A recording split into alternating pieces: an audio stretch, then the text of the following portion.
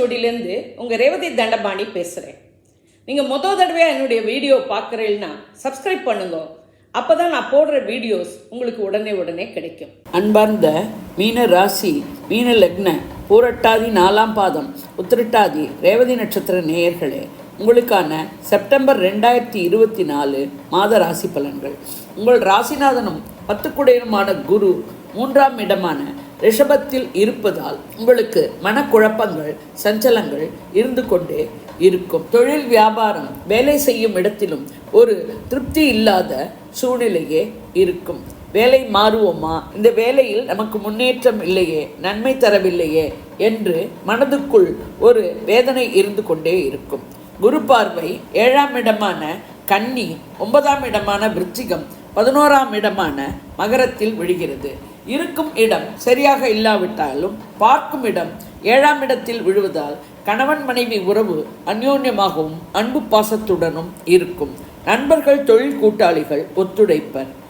தந்தை வழி உதவியும் ஆதரவும் இருக்கும். தந்தையின் உடல்நிலையில் குறிப்பிட்ட முன்னேற்றம் இருக்கும்.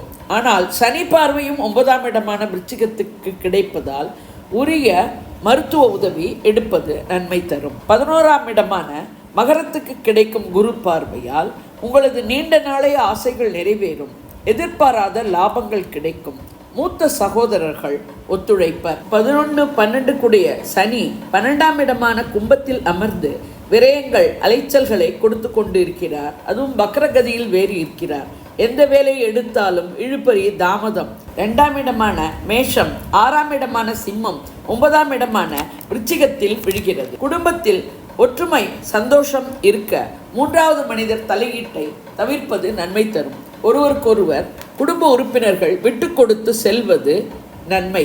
உங்கள் செயல் நடவடிக்கையால் மற்றவர்கள் பாதிக்கப்படாதவாறு பார்த்து கொள்ளவும். பணம் கொடுக்கல் வாங்கல் விஷயத்தில் கவனமாக இருக்கவும். தந்தையின் உடல்நிலையிலும் கவனம் தேவை. 2, 9 கூடிய செவ்வாய் 4ஆம் இடமான மிதுனத்தில் சஞ்சரிக்கிறார். சுக சௌகரியங்களுக்கு குறைவிருக்காது. வீடு, மனை, வாகனம் வாங்கும் யோகம் அமையும். சிற சொத்துக்கள் அமையும் யோகமும் உண்டு. தந்தை வழி உதவியும் ஆதரவும் கிடைக்கும். 3, 8 கூடிய சுக்கிரன் மாத முதல் பகுதியில் 7ஆம் இடமான சிம்மத்திலும் மாத பிற்பகுதியில் 8ஆம் இடமான துலாத்திலும் சஞ்சரிக்கிறார். எனவே மாதம் முழுவதுமே பெண்களுக்கு அவ்வளவு சாதகமாக இல்லை. பெண்கள் உடல்நிலையில் கவனம் வைக்க வேண்டும். பெண்கள் வீட்டிலும் அலுவலகத்திலும் முன்னேற மிகவும் பாடுபட வேண்டி இருக்கும். கலைத்துறையினருக்கு ஏற்ற இறக்கமுள்ள மாதமாக அமைகிறது. திருமண ஏற்பாடுகளை தள்ளி வைப்பது நலம் தரும். காதல் வாழ்க்கையும் அவ்வளவு சுமூகமாக இருக்காது. முயற்சிகள் வெற்றி அடைய மிக கடினமாக உழைக்க வேண்டி இருக்கும்.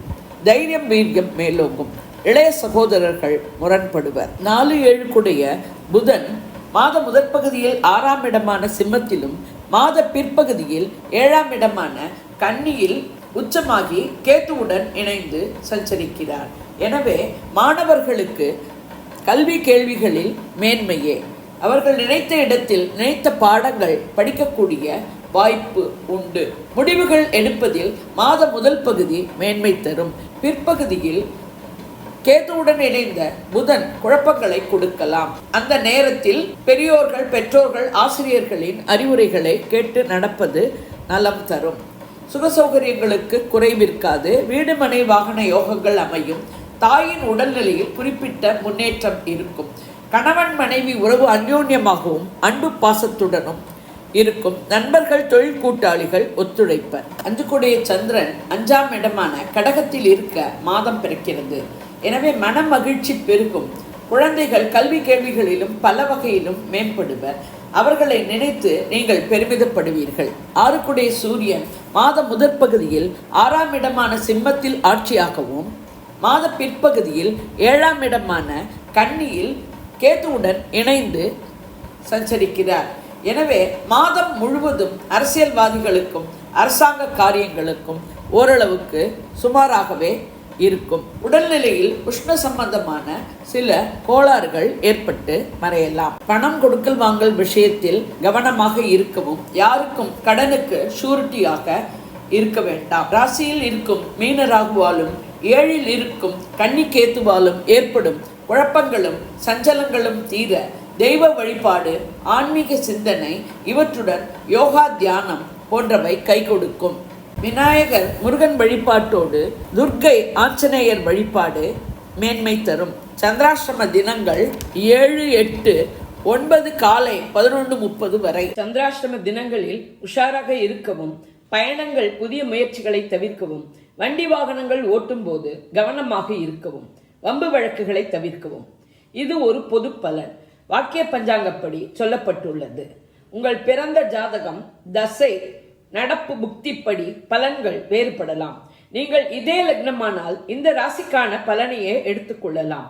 வேறு லக்னமானால் உங்கள் லக்னம் விழும் ராசியின் பலனை எடுத்து ஒப்பிட்டு கொள்ளவும். நான் கொடுத்த இந்த வீடியோ உங்களுக்கு பிடிச்சிருக்கும்னு நினைக்கிறேன். பிடிச்சிருந்ததுன்னா லைக் பண்ணுங்க, ஷேர் பண்ணுங்க, கமெண்ட் பண்ணுங்க. நன்றி, வணக்கம்.